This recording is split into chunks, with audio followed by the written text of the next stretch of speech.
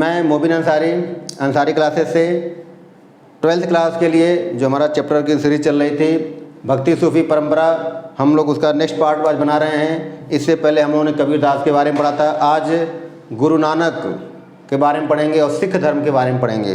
तो आज हमें पढ़ना है कि गुरु नानक कौन थे और इनकी शिक्षाओं का उल्लेख कीजिए। गुरु नानक कौन थे, इनकी शिक्षाओं का उल्लेख कीजिए। तो गुरु नानक के बारे में हम लोग पढ़ेंगे। ठीक, गुरु नानक। ठीक, गुरु नानक। अब याद रखना है कि गुरु नानक का जन्म कब हुआ? तो 1469 में हुआ था जन्म। कहाँ हुआ? तो ठीक, लाहौर के तलवंडी नामक गांव में हुआ था। लाहौर के तलवंडी नामक गांव में हुआ था। आज इसको ननकाना साहिब कहते हैं। आज इसको क्या कहते हैं? ननकाना साहिब। ठीक है, तो जन्म कब हुआ? 1469 में। कहाँ हुआ? लाहौर के तलवंडी नामक गांव में हुआ था। आज उसे क्या कहा जाता है? तो ननकाना साहिब। ठीक, फिर इसमें आता है कि इनके पिता का नाम क्या था? तो गुरु नानक के पिता का नाम कालू चंद मेहता था। क्या था? कालू चंद मेहता। ठीक, कालू चंद मेहता था। ठीक है, तो गुरु नानक के पिता का नाम कालू चंद मेहता। और माता का नाम क्या था? तो माता का नाम था तृप्ता देवी। माता का नाम क्या था? तृप्ता देवी। ठीक, और कहा जाता है कि ये लोग खत्री परिवार के थे। कौन से परिवार के थे? खत्री परिवार के। तो कभी पूछते कि गुरु नानक मूल रूप से किस परिवार के थे? तो खत्री परिवार के थे। तो हमने बता दिया गुरु नानक का जन्म कब हुआ, कहाँ हुआ, माता पिता का नाम बता दिया। ठीक है, गुरु नानक के बारे में आता है कि गुरु नानक ने सिख धर्म की स्थापना की थी। गुरु नानक ने सिख धर्म की स्थापना की थी। कौन धर्म की? सिख धर्म की स्थापना की। और गुरु नानक की मृत्यु 1539 में करतारपुर में हुई थी। कहाँ पे हुई थी? करतारपुर।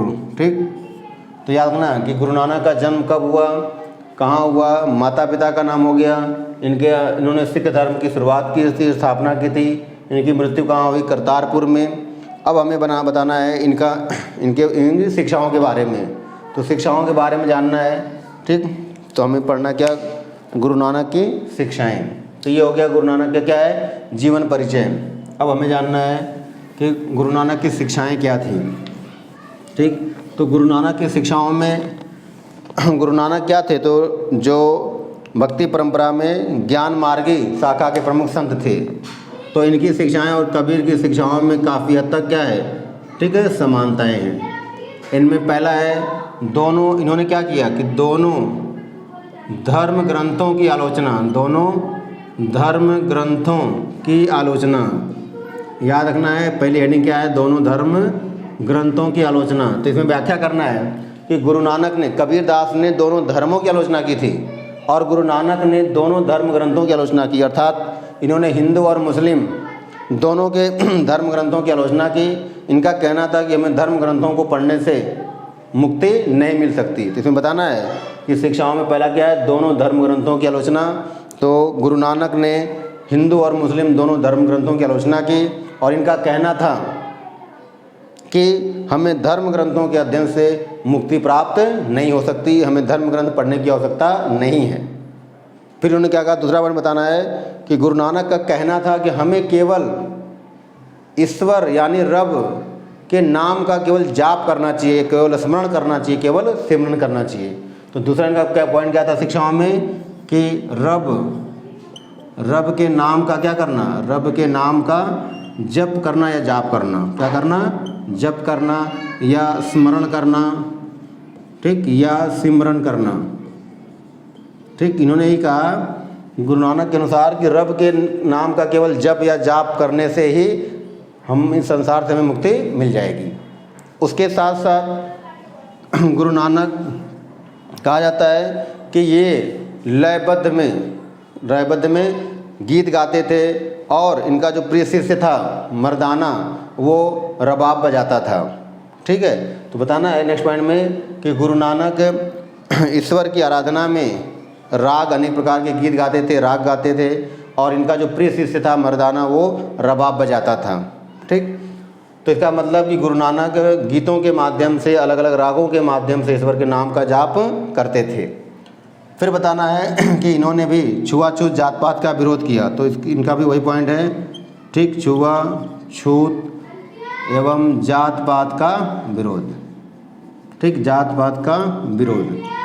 अब इसमें क्या बता देना है कि गुरु नानक ने भी कबीर दास की तरह जात पात और छुआछूत का विरोध किया। इनका भी यही कहना था कि संसार में रहने वाले जो सभी लोग हैं वो एक ही ईश्वर की संतान हैं, इसलिए हमें भेदभाव, छुआछूत नहीं करना चाहिए। फिर वही है आपसी समन्वय पर बल। इन्होंने भी क्या किया? आपसी समन्वय पर बल दिया। क्या किया? आपसी समन्वय पर बल, आपसी समन्वय पर बल दिया। तो फिर लिखना है कि गुरु नानक का भी यही कहना था कि समाज में सभी लोगों को मिलजुल कर रहना चाहिए, एक दूसरे का सहयोग करना चाहिए और हमेशा भाईचारे के साथ रहना चाहिए। फिर उसके बाद मूर्ति पूजा का विरोध। मूर्ति पूजा का विरोध। ठीक है, मूर्ति पूजा का विरोध। ठीक है, मूर्ति पूजा का विरोध। ठीक, उसके बाद नेक्स्ट पॉइंट है एकेश्वरवाद। एकेश्वरवाद पर बल। ठीक, एकेश्वरवाद पर बल। तो याद रखना है कि लगभग इनकी शिक्षाएं कबीर दास से काफ़ी कुछ मिलती जुलती हैं, क्योंकि कबीर दास ने भी मूर्ति पूजा का विरोध किया, एकेश्वरवाद पर बल दिया, इन्होंने भी वही किया। तो एक लाइन लिख देना है कि कबीर दास भी मूर्ति पूजा के घोर विरोधी थे। इनका भी कहना था कि हाँ, मूर्ति की पूजने से हमें मूर्ति की पूजा करने से हमें ईश्वर की प्राप्ति या मोक्ष की प्राप्ति नहीं होगी। और एकेश्वरवाद उन्होंने कहा था कि हमें एक ही ईश्वर की पूजा पाठ करनी चाहिए, उसी से हमें संसार से मुक्ति मिल सकती है। तो इस तरह से जो गुरु नानक की प्रमुख शिक्षाएं और कबीर की शिक्षाओं में काफ़ी कुछ समानता है। अंतर बस इन्होंने धर्म ग्रंथों की आलोचना की थी और कबीर ने दोनों धर्मों की आलोचना की। ठीक, इसके अलावा हमें पढ़ना है कि सिख धर्म में कुछ और प्रमुख गुरु हुए हैं, तो थोड़ा सा हमें उनके बारे में जान लेते हैं यहीं पर एक क्वेश्चन, ताकि मान लो अगर कभी 1 नंबर वाले क्वेश्चन में या अगर हम CUT का पेपर दे रहे हैं कॉलेज के लिए, तो उसमें भी क्वेश्चन आ सकता है कि पहले गुरु कौन थे, 5वें कौन थे, 10वें कौन थे, या फिर आ सकता है कि सिख धर्म की स्थापना किसने की, गुरु ग्रंथ साहिब किसने लिखा। तो यहीं पे जान लें सिख गुरु। ठीक, सिख गुरु। तो याद रखना है कि सिख परंपरा में सिख गुरु कुल कितने हुए? तो गुरुओं की संख्या कितनी थी? 10। कितनी थी? 10। तो मैं पहले बता दे रहा हूँ कि याद कैसे करेंगे, क्योंकि 10 के 10 नाम याद करना आसान है। सबसे पहले गुरु थे गुरु नानक, 5वें गुरु थे गुरु अर्जुन देव और 10वें गुरु थे गुरु गोविंद सिंह। तो पहले 5वें और 10वें हमने पहले ये पढ़ लिया कि पहले गुरु नानक, 5वें गुरु अर्जुन देव और 10वें गुरु गोविंद सिंह।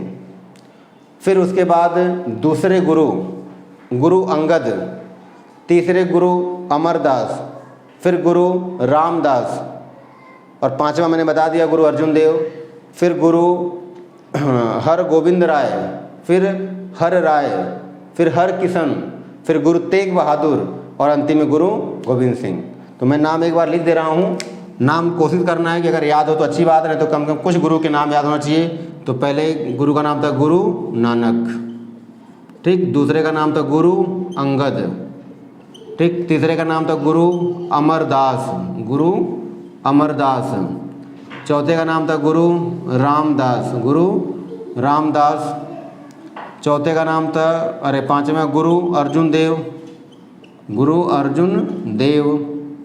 ठीक, छठे का नाम था गुरु ठीक हर गोविंद, गुरु हर गोविंद।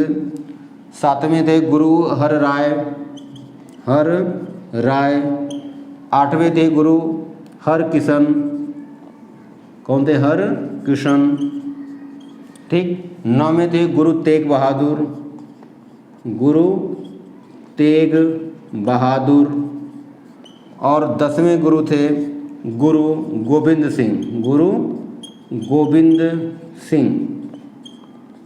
ठीक, अब गुरु गोविंद सिंह के बारे में तो एक लाइन जानना है कि गुरु गोविंद सिंह ने ही खालसा पंथ की स्थापना की थी। ठीक है, गुरु गोविंद सिंह ने ही खालसा पंथ की स्थापना की थी, पंच ककार सिखों के लिए प्रदान किया था। ठीक है, तो प्रश्न आ जाए कि सिखों की जो पवित्र पुस्तक है गुरु ग्रंथ साहिब, गुरु ग्रंथ साहिब, ठीक है, किसने लिखा? तो गुरु ग्रंथ साहिब गुरु अर्जुन देव ने लिखा था। तो इस तरह से हमने प्रमुख 10 गुरुओं के बारे में नाम बता दिया, और इनके बारे में तो हमें जानने को जरूरत नहीं है, क्योंकि हम जब बीए की क्लास पढ़ेंगे तो वहाँ पे इनको विस्तार से जानेंगे। तो इस तरह से हमारा जो सिख धर्म था, तो गुरु नानक कौन थे, उनसे संबंधित बातें और प्रमुख गुरु कौन थे हमने बता दिया। ठीक, तो अगर यह वीडियो आपको पसंद हो तो लाइक करें, शेयर करें, सब्सक्राइब करें, ज़्यादा से ज़्यादा दोस्तों में बांटें, ताकि मेरा उत्साह और बढ़े, मैं मेहनत करके और अच्छी अच्छी वीडियो बना सकूं, ताकि आपको फ़ायदा हो सके। Thank you.